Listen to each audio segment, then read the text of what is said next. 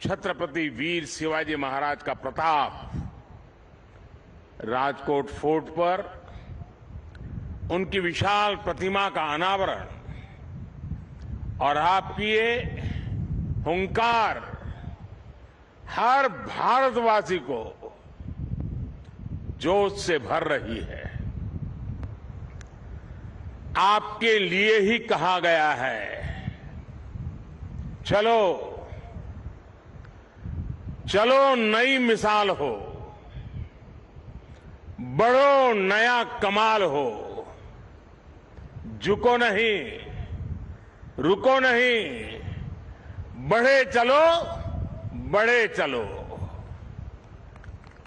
मैं नौसेना परिवार के सभी सदस्यों को नेवी डे पर विशेष रूप से बधाई देता हूं।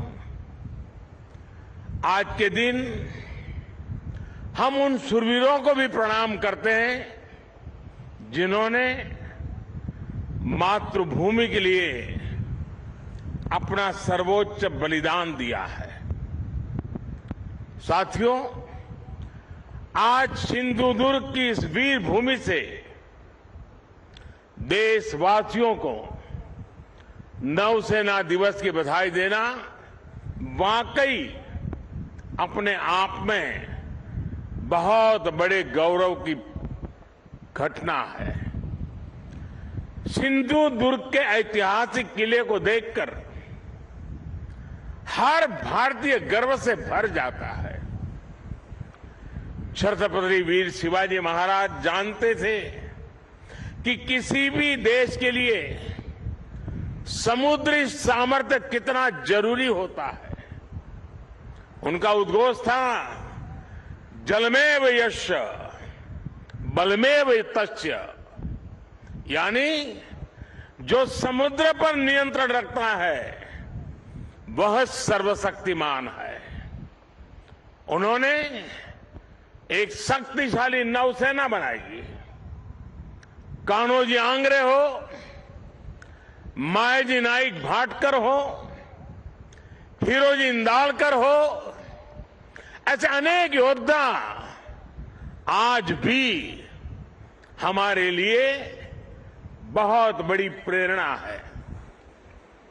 मैं आज नौसेना दिवस पर देश के ऐसे पराक्रमी योद्धाओं को भी नमन करता हूं। साथियों, छत्रपति वीर शिवाजी महाराज से प्रेरणा लेते हुए आज भारत गुलामी की मानसिकता को पीछे छोड़कर आगे बढ़ रहा है।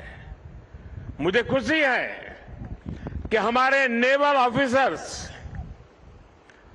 जो अपलेट्स पहनते हैं, अब उसमें छत्रपति वीर शिवाजी महाराज की विरासत की झलक भी देखने को मिलने वाली है।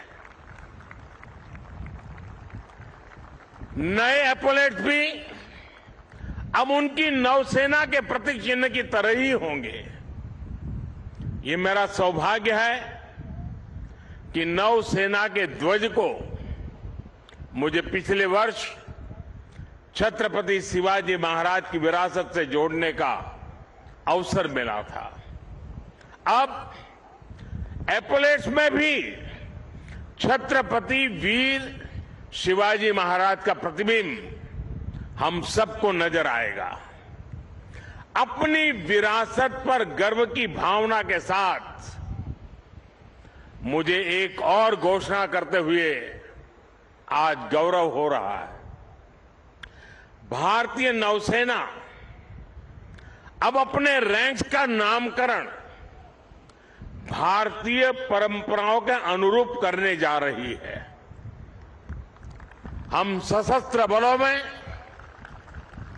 अपनी नारी शक्ति की संख्या बढ़ाने पर भी जोर दे रहे हैं। मैं नौसेना को बधाई दूंगा कि आपने नेवल शिप में देश की पहली महिला कमांडिंग अफसर की तैनाती की है। साथियों, आज का भारत अपने लिए बड़े लक्ष्य तय कर रहा है और उसे पाने के लिए अपनी पूरी शक्ति लगा रहा है। भारत के पास इन लक्ष्यों को पूरा करने के लिए एक बड़ी ताकत है। ये ताकत 140 करोड़ भारतीयों के विश्वास की है। ये ताकत दुनिया के सबसे बड़े लोकतंत्र की मजबूती की है। कल आपने देश के 4 राज्यों में इसी ताकत की झलक देखी। देश ने देखा जब लोगों के संकल्प जुड़ते हैं, जब लोगों की भावनाएं जुड़ती हैं, जब लोगों की आकांक्षाएं जुड़ती है, तो कितने सकारात्मक परिणाम सामने आते हैं। अलग अलग राज्यों की प्राथमिकताएं अलग है, उनकी आवश्यकताएं अलग है, लेकिन सभी राज्यों के लोग राष्ट्र प्रथम की भावना से ओतप्रोत है। देश है तो हम है, देश आगे बढ़ेगा तो हम आगे बढ़ेंगे। यही भावना आज हर नागरिक के मन में है।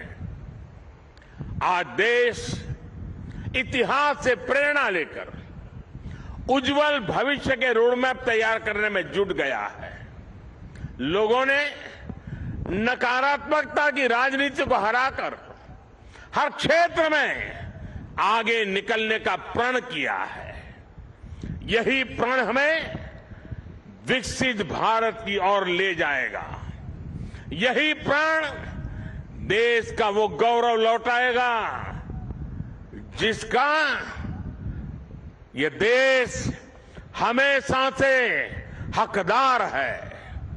साथियों, भारत का इतिहास सिर्फ 1000 साल की गुलामी का इतिहास नहीं है, सिर्फ हार और निराशा का इतिहास नहीं है। भारत का इतिहास विजय का इतिहास है। भारत का इतिहास शौर्य का इतिहास है। भारत का इतिहास ज्ञान और विज्ञान का इतिहास है। भारत का इतिहास कला और सृजन कौशल का इतिहास है। भारत का इतिहास हमारे सामुद्रिक सामर्थ्य का इतिहास है। सैकड़ों वर्ष पहले जब ऐसी टेक्नोलॉजी नहीं थी, जब ऐसे संसाधन नहीं थे, तब उस जमाने में समंदर को चीरकर हमने सिंधु दुर्ग जैसे कितने ही किले बनवाए। भारत का सामुद्रिक सामर्थ्य हजारों साल पुराना है। गुजरात के लोथल में मिला सिंधु घाटी सभ्यता का पोर्ट आज हमारी बहुत बड़ी विरासत है। एक समय में सूरत के बंदरगाह पर 80 से ज्यादा देशों के जहाज लंगर डालकर रहा करते थे। चोल साम्राज्य ने भारत के इसी सामर्थ्य के बलबूते दक्षिण पूर्व एशिया के कितने ही देशों तक अपना व्यापार फैलाया। और इसलिए जब विदेशी ताकतों ने भारत पर हमला किया तो सबसे पहले हमारी इस शक्ति को निशाना बनाया गया। जो भारत नाव और जहाज बनाने के मशहूर था, उसकी ये कला, ये कौशल, सब कुछ ठप कर दिया गया। और जब हमने समंदर पर अपना नियंत्रण खोया, हमने अपनी सामरिक आर्थिक ताकत भी खो दी। इसलिए आज जब भारत विकसित होने के लक्ष्य पर चल रहा है, तो हमें अपने इस खोए हुए गौरव को फिर से पाकर के ही रहना है। इसलिए ही आज हमारी सरकार भी इससे जुड़े हर क्षेत्र पर फोकस करते हुए काम कर रही है।